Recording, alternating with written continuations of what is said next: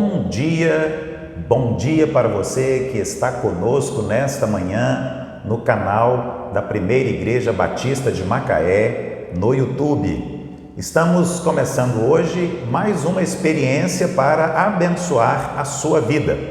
O Ministério de Educação Cristã da Igreja decidiu oferecer uma aula da EBD online para você que está impossibilitado por alguma razão de participar conosco aqui no prédio da igreja da EBD presencialmente.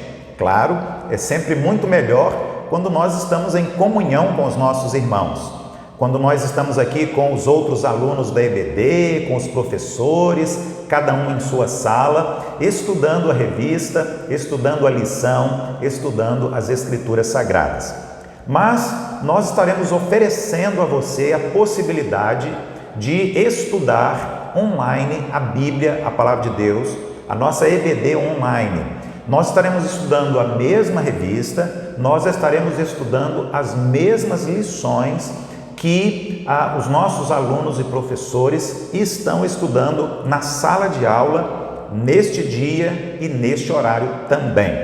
Portanto, eu quero convidar você agora para estar conosco nos próximos minutos. Nós estamos estudando neste período as cartas escritas pelo apóstolo Paulo. Ele escreveu as cartas que nós estamos considerando na EBD nestes dias, aos Gálatas, aos Colossenses, cartas escritas pelo apóstolo Paulo. E hoje nós estaremos na lição de número 8, a lição de número 8. Se você está com a sua revista em mãos agora, você pode abri-la, a marca do caráter cristão. Este é o tema do nosso estudo. Vamos orar, depois vamos ler o texto bíblico e estaremos estudando a nossa lição deste domingo. Vamos falar com Deus. Pai, obrigado por este dia, obrigado por este domingo, o primeiro dia da semana, o dia que o Senhor preparou e separou para estarmos reunidos, estudando a palavra, cultuando, celebrando, louvando o Teu nome como igreja, como povo do Senhor sobre a face da terra. E agora, quando estaremos estudando, nós queremos pedir a Deus que o Teu Santo Espírito nos dê sabedoria, abrindo o nosso entendimento, para que possamos aprender e também que o Senhor nos ajude a colocarmos em prática.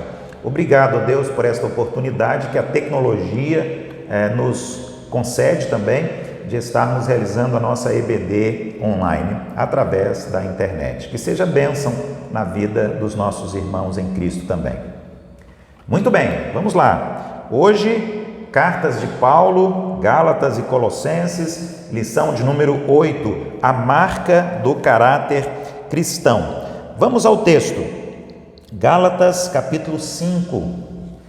Carta escrita aos Gálatas, no capítulo 5. Vamos ver o que está escrito aqui, a partir do versículo 22 até o versículo 26. Mas o fruto do Espírito é amor, alegria, paz, paciência, amabilidade, bondade, fidelidade, mansidão e domínio próprio. Contra essas coisas não há lei. Os que pertencem a Cristo crucificaram a carne com as suas paixões e os seus desejos. Se vivemos pelo Espírito, andemos também pelo Espírito. Não sejamos presunçosos, provocando uns aos outros e tendo inveja uns dos outros. Bom, nós falamos sobre as obras da carne quando o homem decide deliberadamente pecar, desobedecendo a Deus e à vontade de Deus. A palavra pecado, ela significa originalmente quando nós erramos o alvo. Ora, o alvo é exatamente conhecer a Deus, a vontade de Deus e obedecer. Portanto, a desobediência é quando nós erramos o alvo, erramos o objetivo, o propósito. Mas hoje nós estaremos estudando a outra face desta moeda, porque se por um lado o homem ele produz as obras da carne, Por outro lado, o Espírito Santo de Deus em nós e através de nós produz o fruto do Espírito. Esta é uma expressão utilizada pelo apóstolo Paulo aqui para falar sobre as qualidades de um verdadeiro homem de Deus. Uma verdadeira mulher de Deus é marcada por estas características na sua vida cotidiana, esteja esta pessoa na igreja, no trabalho, no colégio, em casa, enfim, em qualquer lugar. Nós vamos ver hoje sobre o fruto do Espírito, como o apóstolo Paulo escreveu para aquela igreja e, claro, é também a palavra de Deus para nós hoje, aqui e agora. Primeiro, eu quero dar destaque ao que acabei de dizer. As obras da carne são nossas. O homem, o ser humano, na sua natureza pecaminosa, ele tem esta obra ou essas obras como resultado do pecado que está presente na sua vida. Por sua vez, o fruto do Espírito é uma obra, uma ação, um mover do Espírito Santo de Deus em nós e através de nós. O fruto do Espírito, como o próprio nome diz, a palavra que está aqui, Espírito, está com a letra maiúscula. A letra maiúscula. Isso significa que o texto bíblico está falando sobre o fruto que é produzido pelo Espírito Santo de Deus. O simples fato desta letra aqui estar no maiúsculo, nós já compreendemos que ele está falando sobre o Espírito Santo de Deus. Então, eles são 9 e o autor da lição, de uma maneira muito inteligente, separou em 3 categorias. Primeiro, ele fala sobre as atitudes para com Deus. Depois ele fala sobre as atitudes para com o nosso próximo, as pessoas que vivem ao nosso redor. E o terceiro grupo ele vai falar sobre o fruto do Espírito em relação a nós mesmos. Ele começa falando sobre o amor.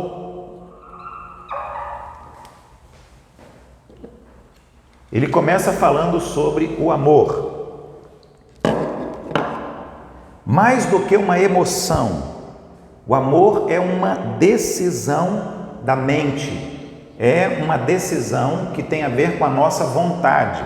Portanto, esse amor aqui, ele é mais do que uma emoção. É muito interessante observarmos que na Bíblia nós vamos encontrar várias palavras para amor. E uma delas tem a ver com o amor de Deus por nós. A outra palavra tem a ver com o nosso amor pelos nossos irmãos. Outra palavra, amor, no original grego, no Novo Testamento, tem a ver com o relacionamento do marido com a sua esposa. E por aí vai.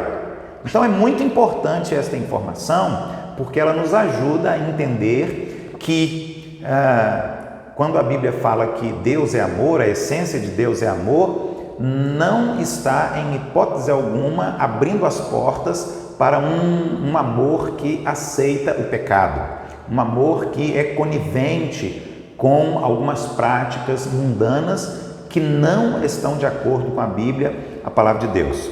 Eu mesmo já ouvi muitas pessoas usando o argumento do amor para justificar os seus erros, as suas falhas e principalmente os seus pecados.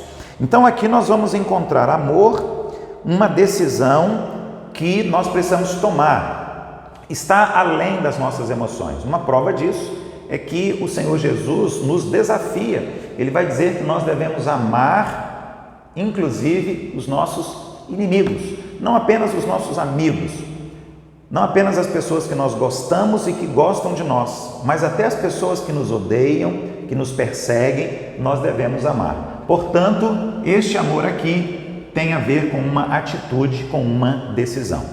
A segunda palavra importante que aparece é a palavra alegria. A palavra alegria. Esta palavra aqui tem a ver com a atmosfera que envolve a nossa vida, o clima que envolve a nossa vida.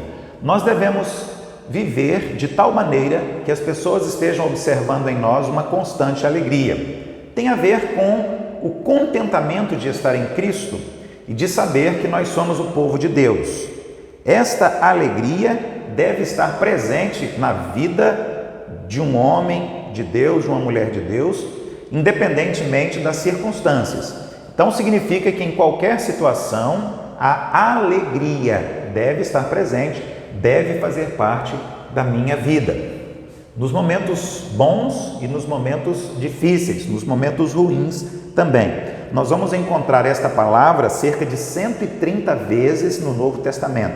Às vezes é um verbo, às vezes é um substantivo, seja como for, aparece muitas vezes, portanto, é uma palavra muito importante para nós. Em terceiro lugar, o texto fala sobre paz. O texto fala sobre paz. E eu lembro aqui, há poucos dias, nós estávamos trazendo uma série de mensagens para a igreja sobre as bem-aventuranças. E lá, o Senhor Jesus disse: bem-aventurados os pacificadores, as pessoas que procuram viver em paz, as pessoas que procuram promover a paz. E sejamos sinceros, os dias que estamos vivendo aqui no Brasil, como consequência das eleições de 2022, estão exigindo o fruto do Espírito em nós e através de nós. E aqui está a palavra paz, talvez aquela que nós mais precisamos neste momento, a pacificação entre as pessoas, a pacificação de toda uma nação, para que possamos prosseguir, para que possamos vencer os desafios. Paz mesmo diante dos problemas, significa segurança, significa serenidade, significa tranquilidade. E é importante dizer que esta paz, ela vem de Cristo para nós e através de nós. Por isso que o evangelista João, ele registrou estas palavras dadas por Jesus, falando sobre os momentos que nós passamos de grande aflição na nossa vida. Ele vai dizer: a minha paz vos dou, não vou-la dou como o mundo a dá, não se turbe o vosso coração. Depois de falar sobre amor, sobre alegria e sobre paz, ele continua. E agora a palavra é longanimidade. Longanimidade. O que é longanimidade? É principalmente paciência. Esta habilidade, esta qualidade, este jeito de ser, de agir e de reagir, que deve ser uma marca registrada na vida do crente. Nós devemos sempre ser conhecidos pelas pessoas como longânimos, pacientes. É necessário, é preciso ter esta paciência, que também significa esperança. Acho interessante esta palavra, esperança. O salmista, ele escreveu que nós devemos esperar no Senhor, nós devemos ter paciência, né? E nós devemos ter esperança. Devemos esperar pacientemente no Senhor. Isto é longanimidade. Era o que Paulo, o apóstolo, queria dizer para a igreja. Nós devemos ter esta qualidade, esperar com paciência em Deus e também em relação aos outros. Devemos sempre ser otimistas em relação às demais pessoas que fazem parte da nossa vida. Devemos ter paciência com as pessoas e devemos esperar com paciência que as pessoas sejam pessoas melhores a cada dia. Depois surge a palavra benignidade. Benignidade também está presente aqui no fruto do Espírito. Para facilitar a nossa compreensão, eu anotei aqui uma palavra que está destacada pelo autor da revista. Ele vai falar aqui sobre perdoar. Perdoar. Vejam como é importante. Ser benigno é estar sempre aberto para o perdão. Porque todos os dias nós erramos. E todos os dias pessoas erram contra nós. Portanto, todos os dias precisamos da presença do perdão em nós. perdoando alguém ou pedindo que alguém perdoe alguma falha, algum erro, algum pecado que nós cometemos. E principalmente, ao final de um dia, estarmos sempre prontos ao arrependimento, reconhecendo os nossos pecados e pedindo perdão ao Senhor, o nosso Deus. Portanto, benignidade como sinônimo de perdão. Vamos prosseguir, são 9 ao todo, nós já estamos caminhando a passos largos aqui para o final. Ele fala agora sobre bondade. Bondade, esta bondade que é o oposto de amargura. Poderíamos colocar aqui a palavra ódio, a palavra ressentimento, a palavra coração endurecido.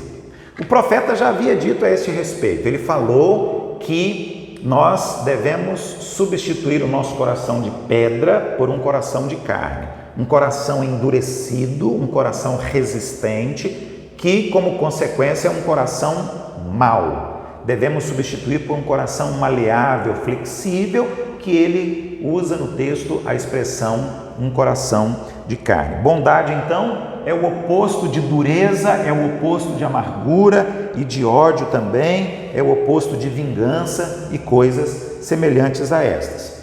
Prosseguindo agora, o texto bíblico traz uma outra palavra importante. Agora, atitudes com relação a você mesmo, a sua própria vida.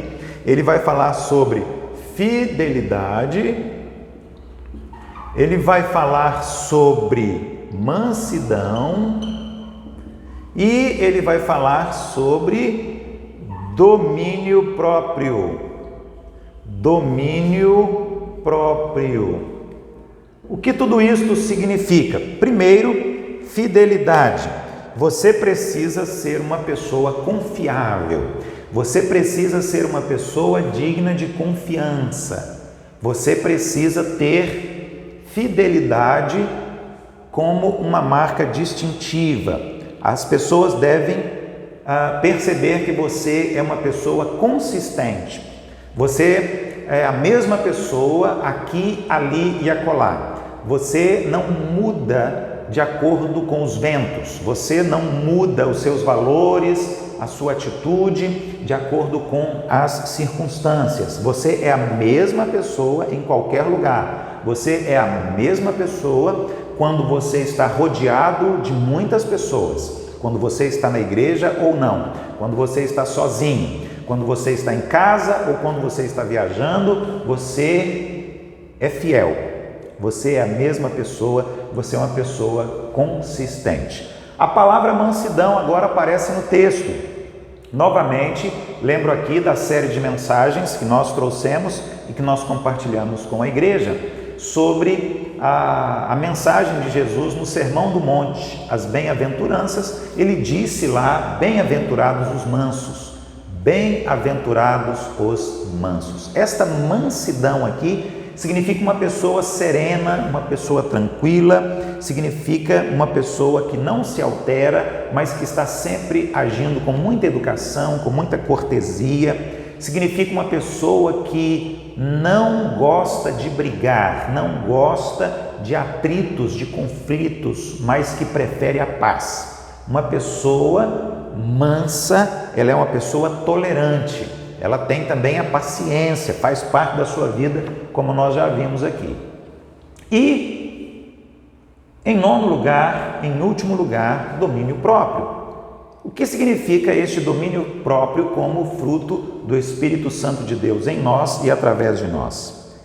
Temperança, controle, moderação, mas principalmente, domínio sobre os desejos. Domínio sobre os desejos, principalmente quando esses desejos não são bons à luz da palavra de Deus. Principalmente domínio próprio contra os desejos que são prazeres da carne, do mundo e do pecado. Esse domínio, esse controle aqui, ele é muito importante para que você não desobedeça, pelo contrário, para que você tenha uma vida de obediência, aprovada pelo Senhor e agradável aos olhos de Deus. E agora, eu quero chamar a sua atenção para a próxima parte do texto do nosso estudo de hoje. Na próxima parte do texto, nós vamos encontrar aqui, nas páginas 44 e 45 da revista, os versículos que estão, são 3 versículos que estão logo após a narrativa do fruto do Espírito. O apóstolo Paulo, ele vai dizer basicamente 3 coisas, e eu quero falar rapidamente com você a este respeito. Primeiro, ele vai dizer que nós devemos crucificar a carne. Está aí no versículo 24. Depois, em segundo lugar, ele vai dizer que nós devemos andar em espírito. Versículo 25. E então ele vai dizer: não vangloriar. Versículo 26. O que será que o apóstolo Paulo tinha em mente quando ele fez estas afirmações? Observe, ele começa falando sobre as obras da carne, depois ele fala sobre o fruto do Espírito e ele arremata com 3 declarações importantíssimas. O conselho do apóstolo Paulo para o povo de Deus, para a igreja de Cristo. É preciso crucificar a carne, é preciso andar em espírito e é preciso evitar a autoglorificação. Crucificar a carne. A palavra carne, esta palavra aqui, tem a ver com o ser humano. Tem a ver com o ser humano. Tem a ver com a nossa natureza humana. Carne aqui não é exatamente carne no literal, não. Ele está falando aqui sobre o pecado, ele está falando aqui sobre a maldade, a corrupção e a violência, a injustiça, tudo que há em nós e que não é bom, é mundano, é pecaminoso. É preciso crucificar, ou seja, é preciso matar. Isso aqui tem que morrer. Espiritualmente falando, a carne precisa morrer. Crucificar a carne é matar a carne, fazer com que a carne deixe de dominar a nossa vida, a nossa mente, as nossas palavras e as nossas atitudes também. Depois ele diz andar em espírito. A palavra espírito aqui agora está também como sinônimo para uma pessoa, um substantivo, um nome próprio. Ele está falando sobre o Espírito Santo de Deus. Não devemos praticar as obras da carne, devemos praticar o fruto do Espírito. Não devemos permanecer na carne, mas devemos andar sob a direção. A palavra andar aqui tem a ver com caminhar. A palavra caminho, a vida, a nossa existência, a nossa história. Portanto, a nossa vida, o nosso caminhar, o nosso andar, a nossa existência, sob o governo, sob a direção do Espírito Santo do Senhor, do Espírito Santo de Deus, o que significa viver segundo a vontade do nosso Deus. Em terceiro lugar, ele vai dizer muito cuidado com a vaidade, muito cuidado com a autoexaltação, muito cuidado com a vanglória. Nós precisamos evitar que os holofotes sejam lançados sobre nós mesmos. Os holofotes devem estar lançados sobre a cruz, sobre Cristo Jesus, que é o nosso Senhor e Salvador. A Ele todo louvor, toda honra, toda glória, toda exaltação. Nós somos apenas servos. Nós somos apenas servos. Importa que Ele, Jesus, cresça e nós sejamos cada dia mais reduzidos, diminuídos, ignorados. Então, não para a autoexaltação, não para a vanglória, não para a vaidade. É isso que o apóstolo Paulo está dizendo aqui. Devemos ser humildes, não devemos exaltar a nós mesmos, não devemos gloriar a nós mesmos. Eu quero agradecer a sua participação, quero agradecer a você que está conosco participando desta aula da Escola Bíblica Dominical Online. Próximo domingo estaremos novamente juntos aqui, trazendo um pouquinho do conteúdo da lição da nossa revista. Se você não tem ainda, você pode procurar no Ministério de Educação Cristã da Igreja. Estamos estudando neste período cartas do apóstolo Paulo, mais especificamente as cartas escritas aos Gálatas e aos Colossenses. Próxima semana, próximo domingo, nós estaremos na lição de número 9. Seja responsável e glorie-se na cruz. É o tema da lição que nós vamos estudar.